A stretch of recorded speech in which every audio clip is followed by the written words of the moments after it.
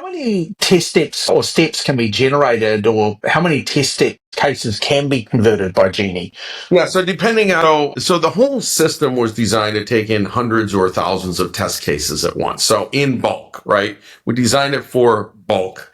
Bulk because if I only generated one test case at a time to a script, and you had to then go check and edit the script, you might as well use the recorder.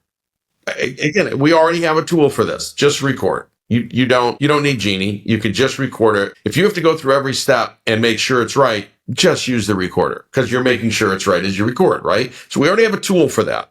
This is different. This says, I've had these 1,000 manual test cases for 5 years. They haven't been touched. They still work. We send it to the team. I'd like those 40 heads to be redeployed in the company, out of the company, not contracted, whatever the deal is, right?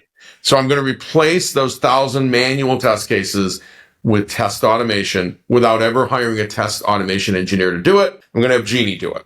And Genie uses AI to convert them to test automation.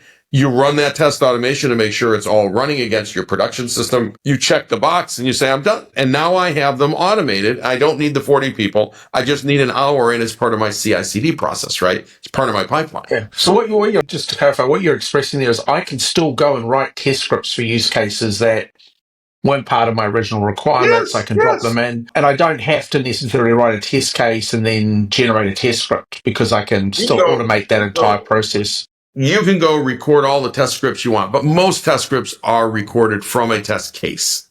And that test case is the Bible of what you are supposed to test and how you're supposed to test it.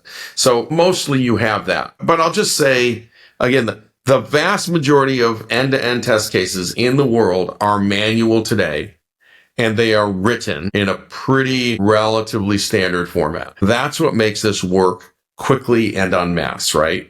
Because we know those are up to date, or else a manual tester couldn't do them, couldn't execute.